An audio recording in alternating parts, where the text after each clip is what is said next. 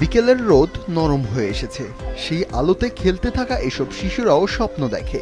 কেউ শিক্ষক হতে চায়, কেউ বা আবার খেলোয়াড় কিংবা পুলিশ। তারা শুধু বাঁচতে চায় না, সম্মানের সঙ্গে বাঁচতে চায়। আমি কখনোই কল্পনা করিনি যে কি আমার হাতে কলম উঠবে, আমার হাতে কিবোর্ড ধরবো। আমি বড় হয়ে আর্টিস্ট হতে চাই, আমি বড় হয়ে পুলিশ হয়ে যেতে চাই। এই শিশুরা এখন আর ফুটপাথের নয়, লিডোর আশ্রয়ে তারা নিয়মিত পড়াশোনা করে, খেলাধুলায় অংশ নেয়।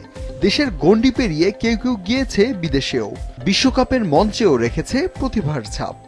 আমি স্বপ্ন দেখি আমি একজন মানুষের মতো মানুষ হয়ে দেশকে উপহার দিতে চাই, যে আমাকে দেশ সুযোগ দিছে বা লিডো আমাকে সুযোগ দিছে যায়, যার জন্য আমি বিএসসি নার্সিং করব বা নার্সিংয়ে পড়াশোনা করব। এবং আমি 2 বার বিদেশে গেছি, কারণ আমাকে লিডো সাহায্য করেছে। আমার বিদেশে যে আমার আরও উৎসাহ জাগছে যে আমি বিদেশে যদি পড়তে পারতাম। যাদের একসময় ছিল না ছাদ, বই কিংবা খাবার, তারাই আজ লিখছে সম্ভাবনার গল্প। আমরা গত 5 বছরে প্রায় 8,000-এর মতো শিশুকে পথ থেকে উদ্ধার করেছি এবং আমরা গভর্নমেন্ট শেল্টার হোমের মধ্যে 2,000-এর মতো শিশুকে দিয়েছি, পরিবারেও দিয়েছি। এবং যাদের পরিবার ফাদার মাদার বাসস্থান কিছুই খুঁজে পায়নি, ওরাই পিস হোমে আছে এবং এই হোমের মাধ্যমে বাচ্চাগুলোই এখন 3 বার বিশ্বকাপ খেলে আসছে।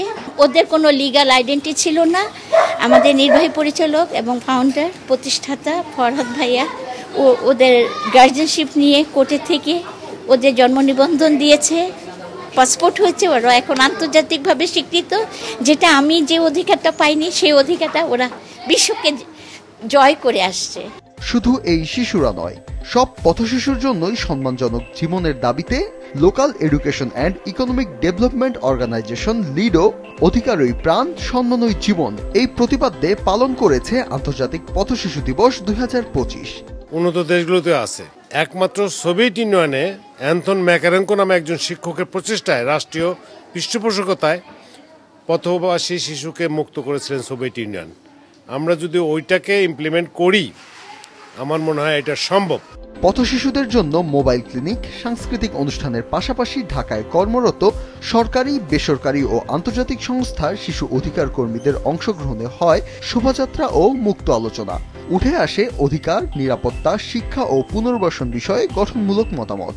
আমি যে জাপান থেকে 22 বছর আগে এসে কাজ করছি, এটা খুবই স্বাভাবিকভাবে একজন মানুষ হিসাবে যারা অবহেলিত বা সুবিধা থেকে বঞ্চিত, সেই মানুষের জন্য কাজ করাটা খুবই স্বাভাবিক। এটা কোনো বিশিষ্ট বিষয় বা খুব স্পেশাল বিষয় মনে করি না, এবং সকল মানুষের এটা প্রয়োজন। সামগ্রিক শিশুদের সুরক্ষার জন্যই সরকার ইতিমধ্যেই প্রয়োজনীয় আইন কানুন বিধিবিধান প্রণয়ন করেছেন, এবং এর মধ্যেও ঘাটতি ছিল এভিডেন্সের।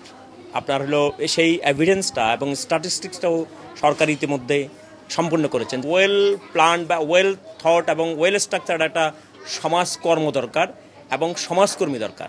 সেই জায়গাটাতে আমাদের সবার কাজ করা উচিত। পথ নয়, হোক সম্ভাবনার পথ চলা। ছোট ছোট পায়ে ভর করেই এগিয়ে যাক আমাদের ভবিষ্যৎ। ফাহিয়ান হামিম, মাছরাঙা সংবাদ, ঢাকা।